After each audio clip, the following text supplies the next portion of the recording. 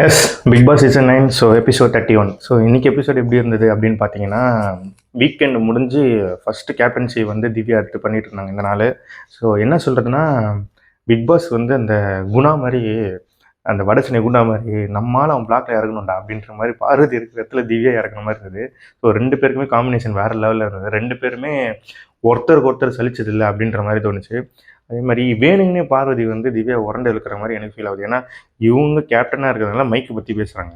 மைக்கு சரியாக போடல. Big pass சொல்லியுமே திவாகரை வந்து கேட்குறாங்க. ஆனால் திவாகருக்கு வாயாக வந்து பார்வதி பதில் சொல்கிறாங்க.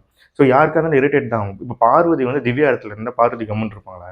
என்ன இது, ஏன் இப்படி வறண்டு இழுக்கிறாங்க? அவங்களுக்கு பிடிக்கல, அவங்க ஒரு விஷயத்த சொல்லிட்டாங்க அப்படின்றது எப்படி டார்கெட் அடிக்கிறாங்கன்றத பாருங்க.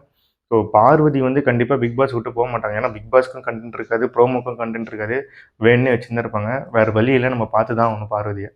ஸோ அதை போயிட்டு இப்போ வந்து ஒரு ப்ராங்க் ஒன்று பண்ணாங்க. என்னன்னா 3 பேர், பிரஜனு, அப்புறமா கமருதீன், அப்புறமா பிரவீன் 3 பேரும் சேர்ந்து ஒரு ப்ராங்க் பண்ணாங்க. நிஜமாலே செம்மையாக இருந்தது அந்த ப்ராங்க்கு.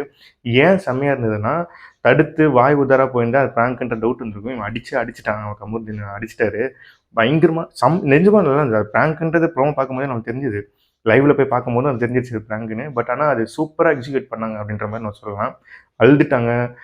என்ன சொல்றது, நிறைய பேர் உடஞ்சிட்டாங்க. என்னடா லைஃப் காணா நேரத்தில் 2 பேருக்கும் அட்வைஸ் பண்ண ஆரம்பிச்சிட்டாரு. லைஃப் இப்படி விட்டியடா அப்படி இப்படின்ற மாதிரி அட்வைஸ்லாம் பண்ணார். ஸோ அதை தாண்டி வந்து வீடு வந்து இப்போ வந்து ஒரு ஹோட்டல் மேனேஜ்மெண்ட் மாதிரி ஆயிடுச்சு.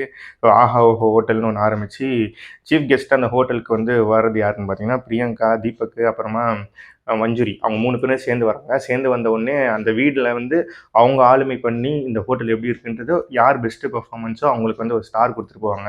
ஸோ இப்படி தான் போயிட்டுருக்கு. வந்து எல்லாருமே கலாய்ச்சி விட்டு வாட்டர்மெலன் ஸ்டாரை வந்து சர்க்காஸ்டிக்காக கலாய்ச்சாங்க.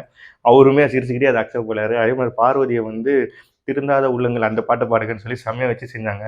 நிறைய பேர் அதே மாதிரி யார் இவங்க மஞ்சுரி வந்து என்ன சொன்னாங்கன்னா, காது வலிக்கு என்ன பண்ணுவீங்க? கத்தாம இருப்பீங்களா? பேசாம இருப்பீங்களா? அப்படின்ற மாதிரி சொன்னாங்க. செம்மையா டைமிங்கில் எல்லா கலாய்ச்சாலுங்க. கானா வினோத்தை இப்போ நான் சொல்லிட்டேன்னா கண்டிப்பாக ஃபைனல் வரைக்கும் வர ஒரு ஆள். இன்னும் டைட்டில் கூட அடிக்கலாம். அவர் வந்து திவாகரை யூஸ் பண்ணி ஃபேமஸ் ஆகுறாங்கன்னு நிறைய பேர் சொன்னாங்க. அது ரொம்ப தப்பு. தனியாக இருக்கும்போது மனுஷன் வேறு லெவல் ஃபன் பண்ணுறாரு. நானா 2, 3 தடவை ரிவைண்ட் பண்ணி அந்த காமெடியை பார்த்தேன். அந்த ஸ்வாங் மாதிரி பண்ணுங்கன்றது, கொலா போட்டு பண்ணிட்டாங்க. பாம்பு 2 தலை பாம்பு மாதிரி பண்ணிட்டாங்க.